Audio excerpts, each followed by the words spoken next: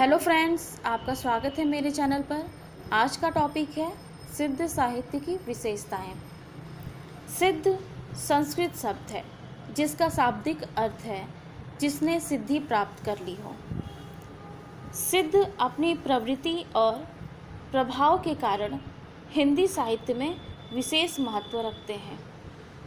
इनकी विशेषताओं में पहला है जीवन की सहजता और स्वाभाविकता में दृढ़ विश्वास। सिद्धों ने जीवन की सहजता और स्वाभाविकता में दृढ़ विश्वास व्यक्त किया है।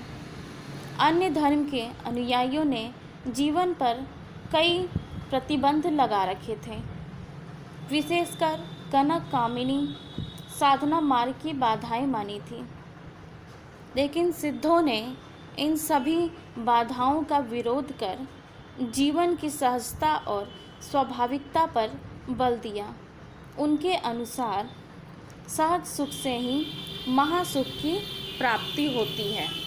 दूसरा है वाय आडंबरों पाखंडों की कटु आलोचना।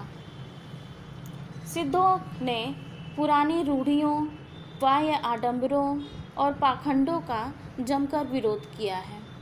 इसलिए उन्होंने वेदों, पुराणों, शास्त्रों की खुलकर निंदा की है।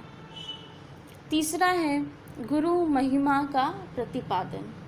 सिद्धों ने गुरु महिमा का वर्णन किया है। सिद्धों के अनुसार गुरु का स्थान वेद और शास्त्रों से भी ऊंचा है। सरहपा ने कहा है कि गुरु की कृपा से ही सहजानंद की प्राप्ति होती है। गुरु के बिना कुछ भी प्राप्त नहीं होता। चौथा है तात्कालीन जीवन में आशावादी संचार। सिद्ध साहित्य का मूल्यांकन करते हुए डॉक्टर हजारी प्रसाद द्विवेदी ने लिखा है, जो जनता नरेशों की स्वेच्छाचारिता, पराजय या पतन से त्रस्त होकर निराशावाद के गर्त में गिरी हुई थी, उसके लिए इन सिद्धों की वाणी ने संजीवनी का कार्य किया।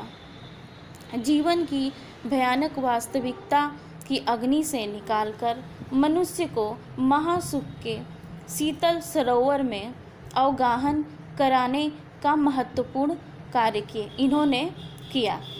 पांचवा है रहस्यात्मक अनुभूति।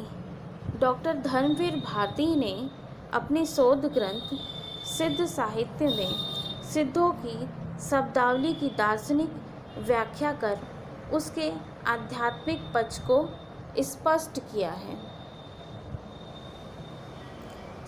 छठा है श्रृंगार और शांत रस। सिद्ध कवियों की रचनाओं में श्रृंगार और शांत रस का बहुत सुंदर प्रयोग हुआ है। कहीं कहीं पर उत्थान श्रृंगार रस का चित्रण मिलता है। अलौकिक आनंद की प्राप्ति का वर्णन करते समय ऐसा हुआ है। सातवां है जन भाषा का प्रयोग। डॉक्टर राम कुमार वर्मा ने इनकी भाषा को जन समुदाय की भाषा मानते हैं। जन भाषा को अपनाने के बावजूद जहाँ वे अपनी सहज साधना की व्याख्या करते हैं, वहाँ उनकी भाषा क्लिष्ट बन जाती है। सिद्धों की भाषा को हरप्रसाद शास्त्री ने संध्या भाषा कहा है। आठवां है छंद प्रयोग। सिद्धों की अधिकांश रचनाएं चर्या गीतों में हुई हैं, तो इसलिए इसमें दोहा, चौपाई जैसे लोकप्रिय छंद भी प्रयुक्त हुए हैं। सिद्धों के लिए दोहा बहुत प्रिय छंद रहा है। इनकी रचनाओं में कहीं कहीं सोठा और छप्पे का भी बहुत प्रयोग पाया जाता है। नौवां है साहित्य के आदि रूप की प्रमाणिक सामग्री। सिद्ध साहित्य का महत्व इस बात से बहुत अधिक है कि उससे हमारे साहित्य के आदि रूप की सामग्री प्रमाणिक ढंग से प्राप्त होती है। चारणकालीन साहित्य तो केवल तत्कालीन राजनीतिक जीवन की प्रतिछाया है, लेकिन सिद्ध साहित्य शताब्दियों से आने वाली धार्मिक और सांस्कृतिक विचारधारा का एक सही दस्तावेज है।